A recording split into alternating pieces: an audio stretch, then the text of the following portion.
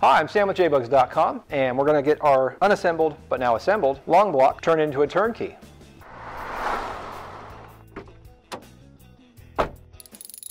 So in our last video, we got all of our engine tin mocked up, clearance, cut, ground, beat on, and fit. So with everything fit now, we will pull everything on the top side up and off so that we can get our intake, manifold, carburetor, and all that stuff in place, at which point then we can come back and drop this on. So let's start taking things apart.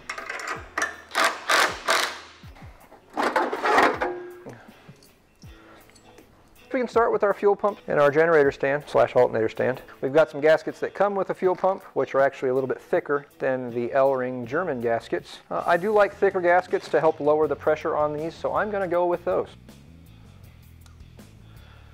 And to prevent this thing from possibly getting locked into the engine case, I like to grease these guys.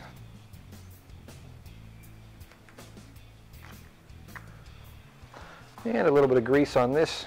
Even though this is going to get oiled, definitely not going to hurt matters. Like so. Big dab of grease in here. Packed with protein, Snickers satisfies them. Remember, 14 foot-pounds is actually quite tight. Just like that. C, fins pointing down.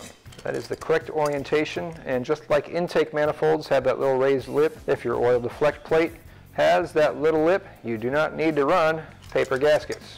It's redundant. Our stand, filler, and just because there's going to be shavings when we thread this into here, I like to thread these off the engine. Intake manifold gaskets for a single port happen to be the right diameter to fit on that ever so nicely. Oh, look at that, and now our vent points up. Let's go with that. Pointing up, which is a lot better than pointing down.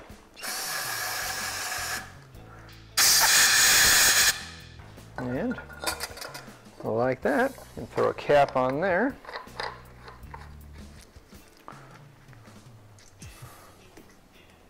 "14 foot-pounds. If you guessed 14, you are correct. Put a little cap on there for safekeeping. Intake manifold, I think it's going to be our next step. We've got some original style metal gaskets. I think the paper ones, the thick paper ones, actually seal better, but these go on and off much easier than the paper gaskets. And since this is going to be a test rig where we might put on different carburetors and everything else, I'm definitely going to use metal gaskets. If you have original heads that have the alignment dowel, it's been a long time since I've seen them, but they are out there. We've got our paper still in here and there. Let's get our boots and clamps ready to go.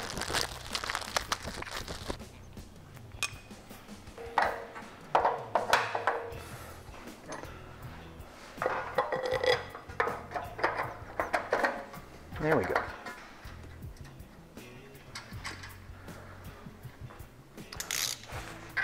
"14 foot-pounds. And these are the fun ones, because then you get to come in here with a wrench and just sit here and go clink, clink, clink, clink.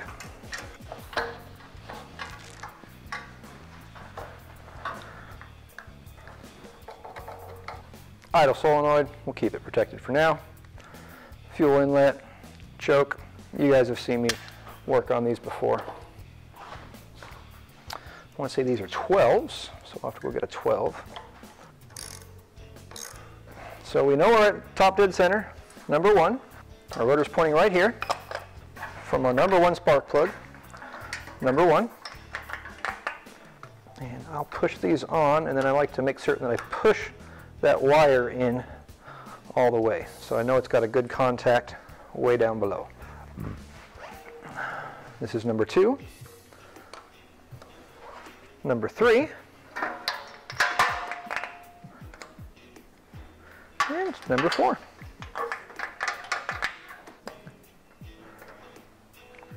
In the top, to a filter, to a hose, to our fuel tank. So tight that they rarely need a hose clamp, especially on the inlet side. The inlet side is not pressurized, but for safety's sake, don't feel bad if you run a hose clamp. I often do. However, on this side, because running this same size fuel hose on that inlet is very difficult, I'm going to go with this. Again, this is pressurized, so we definitely want to run clamps on here. And I will get some hose clamps for that. If I've got them here, awesome. If I don't, I will get them on before I start it. Now I've got some oil cooler adapter studs. So we're gonna go backtrack to where we should have kind of started yesterday, but like you guys at home, when we have a problem, sometimes it delays. So we've got that problem situated. We've got 2 new oil cooler studs in our oil cooler. I am using standard nuts and spring washers this time instead of flat washers and nylocks to tighten these guys in. And I'm going to put those on to 5 foot-pounds of torque. Now that we've got our oil cooler on, we do have our Hoover bit in place. We are going to put our fan shroud back in place. Note that I do have bolts on here instead of screws, because now that we have our end castings in place, it will be very hard to get a screwdriver in there. Well, guess what? I might have some issues doing this with that carburetor in place. I got ahead of myself. This has got to come off. All right, now that our carburetor's out of the way, get our fan shroud lined up there. Make sure they're in place over on this side. In the sheet metal there, in the sheet metal here, in here, and there we go. In there. Fan still spins smoothly. Tighten up our clamp.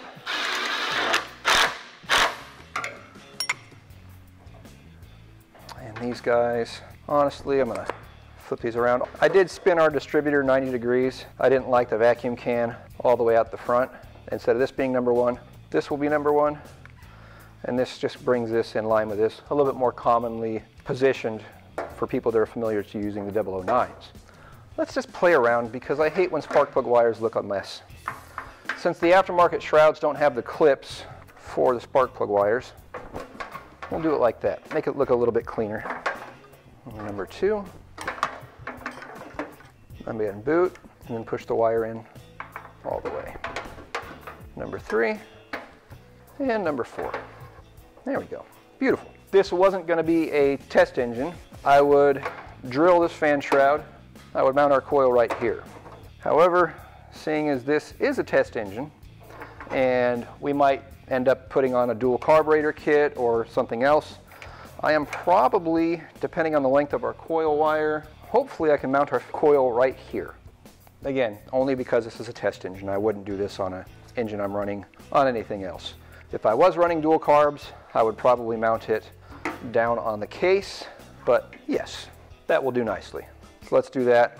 I'll have to get some nut certs for that, but we'll get there. I like fuel injection style hose clamps instead of worm gear style. These are full circle clamps and they pinch together. They just get a lot better grip on here. If it was sitting up here and this was going down to our fuel pump, I want that clamp like so. There we go. We'll throw our carburetor back in place. Good and tight. And I'm going to point it up like that. So easy to get. It's like we thought about it ahead of time and did it. Piece of vent hose. Actually, that probably helps it a little bit more if we come out there. There we go.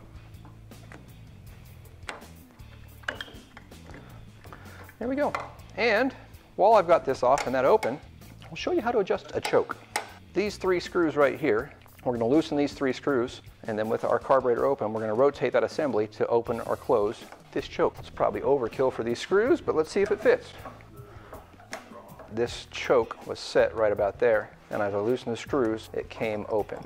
So what this does is there's a little spring coil in here that heats up, and as it gets hot, it loses tension, and then it allows this butterfly right here to go straight up and down. So that would basically mean that our choke is open. With our throttle, we can see that this is what operates this. Now, first thing in the morning is when you want to check the adjustment on your choke. Basically, the coldest time of day that you typically drive. So with these 3 screws loose, and where you can rotate this upper butterfly, rotate it to the point where it just closes. You don't want to spring tension that, because then it's have to get really, really hot for that thing to actually open up. You're going to rotate it to the point where it's just closed, and then we'll hold it and snug down our screws. First thing you do in the morning before you hit the key is hit the gas once. That does two things. You send a squirt of fuel down the intake manifold and you close the choke. Now turn the key and the engine, if it's tuned properly, should start right up and idle. And then as the engine warms up, this will slowly open, and that's how you adjust the choke. Now I can get to the last couple screws. One here, and one on the back side at our hoover bit. We'll start with these guys on either side.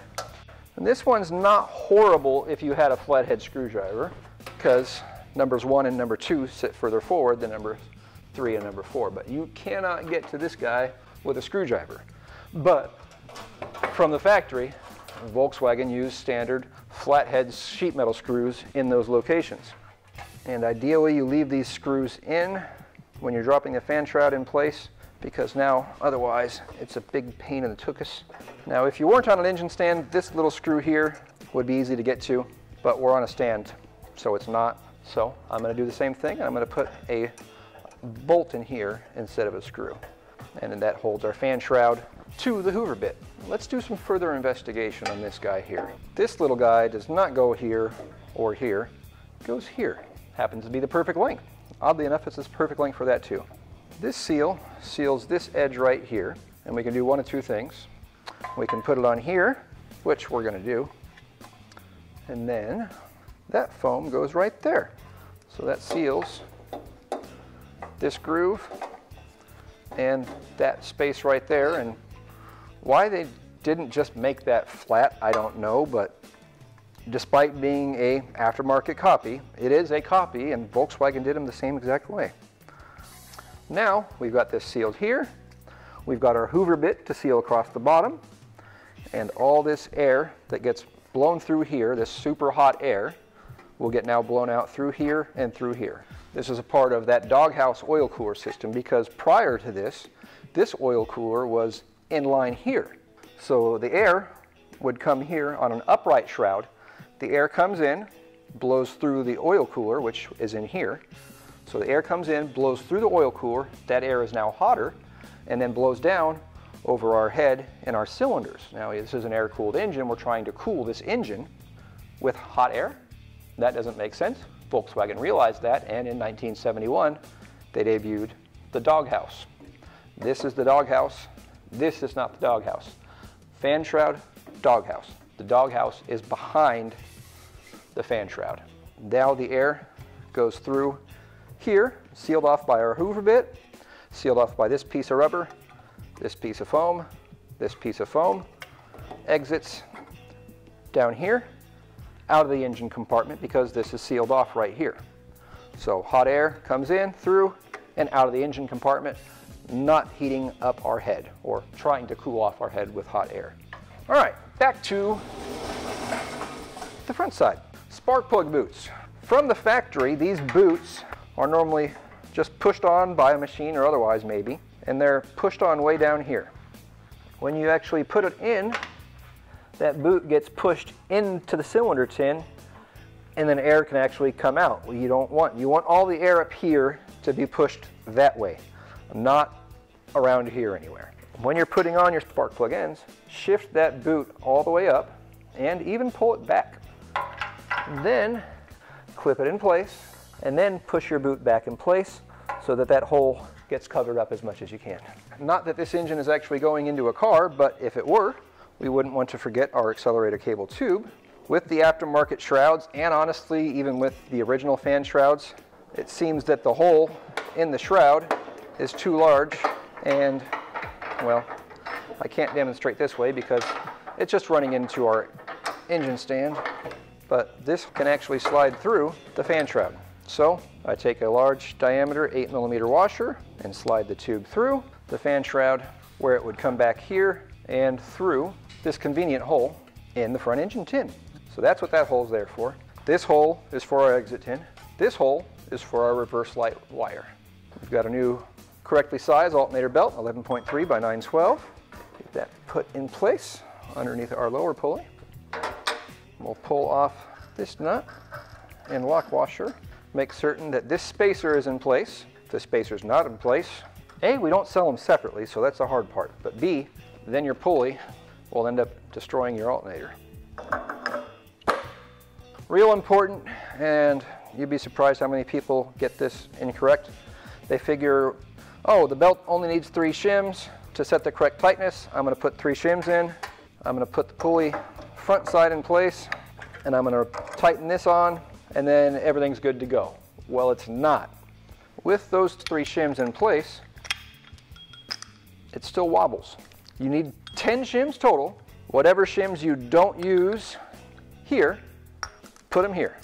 But you need 10 shims total. 3 here, 7 here. 5 here, you put the other 5 here. If you put 2 here, put 8 here. If you put 8 here, put the remaining 2 here. But you need to have 10 shims total, always. Otherwise, this will not be able to tighten the pulley enough. Do 7 and 3. A little tight. So we're going to loosen that up. We'll put all 10 shims in. That's better. Again, I'm Sam with JBugs.com, and we've got our EMPI Unassembled long block assembled and now ready to run for the first time. Thanks for watching, guys. We'll see you in the next one. Wait, hold on. We can't run this thing without an exhaust. We're going to go with some J-tubes. So I got some J-tubes. We don't need heater boxes in the shop. And I'm going to go with a new exhaust. This is the exhaust we're going to run. After I pull off this rear engine sheet metal, put on some exhaust gaskets, get everything mocked up loosely, but let's do that real quick. Exhaust gaskets, conveniently enough, a couple come with the engine gasket kit.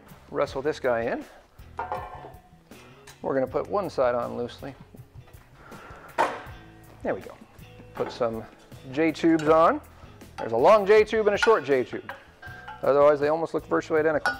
This cylinder head sits further back, so it gets the long J-tube, and that side gets the short one.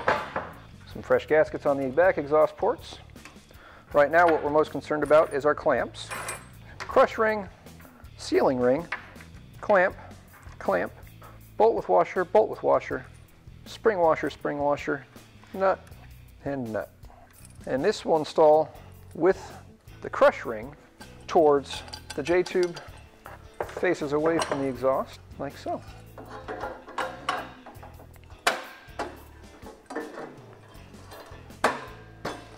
Now that I got everything lined up, I'll go through and bolt down our flanges here at the heads, either side, and then we'll put our clamps on.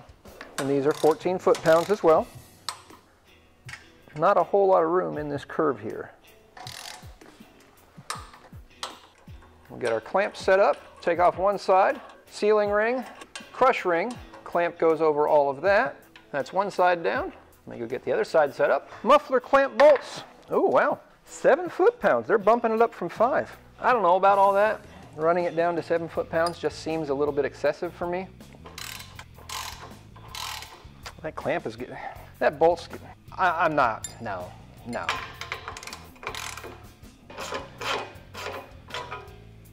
Now that we've got our exhaust on, we're going to get our heat risers set up. These things just aren't really perfect out of the box, but they work with some modifications like everything else. He's a little bit out of position. I need to cut maybe 3/8 of an inch off of it so that this edge lines up there. However, once I adjust the shape, it actually lines up relatively well, other than the fact that it's kind of not sitting quite square. There we go. That's better. Nothing that a gasket can't handle. So it's a good thing I did not cut that, because now that's all but ready to go. We're not going to do anything bolting on that because we still have to cut this out for that. So what we're going to do is get both sides ready. Then we're going to go through and mark out the pattern on here that we want to cut out. A couple things right off the bat. My clamps here kind of in the way. So let's move those out of the way based on how far that thing's sticking over. And that thing's just like long as can be. I've got about 1 Sharpie this way, or about half harmonicas thickness. And how far that thing's going across there, it's only, see if this thing leaves a groove on my finger. I can touch the tip of the bottom recess with that, and well, I could feel it right about there on my finger. So that's only how deep it can go to there. I'm going to cut this off right about there. And you don't have to do this with all intake manifolds or all heat risers, but depending on which supplier we get these from at any particular point, sometimes you'll actually have to cut these tubes, sometimes you'll have to cut these tubes, and in the future, we're hoping that you won't have to cut anything. Hey, hey, hey.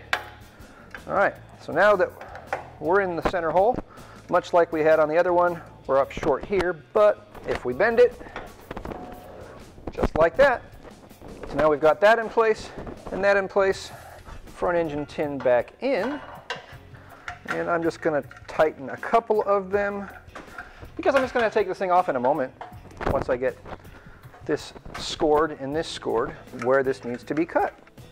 That to give us an outline of where we want to cut out for our heat riser. Now we're going to pull this off again, like so, like so.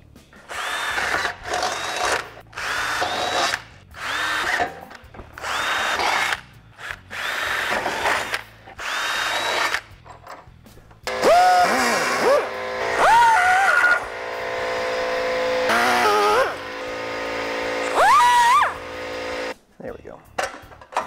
Under that, over that. Yeah, that seems to be pretty good, as does that. Nice.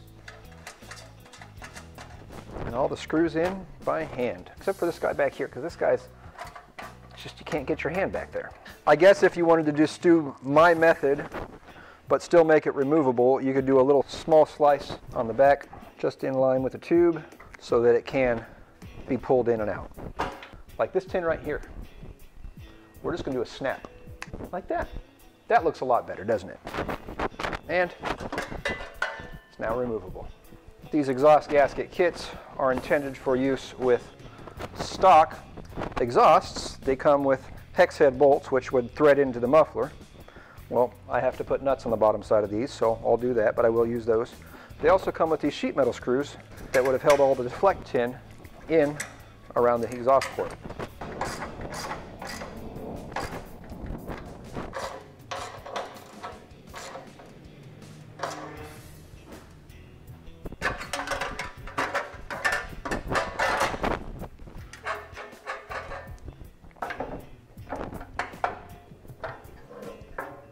And with that, folks, now we have an unassembled EMPI 1600cc long block, and with our long block completion kit and a couple of other pieces and brackets and a whole lot of modification and work, we've got this assembled and ready to fire for the first time.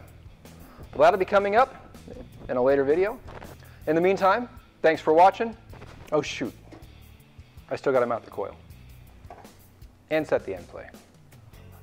In our next video. We'll see you then.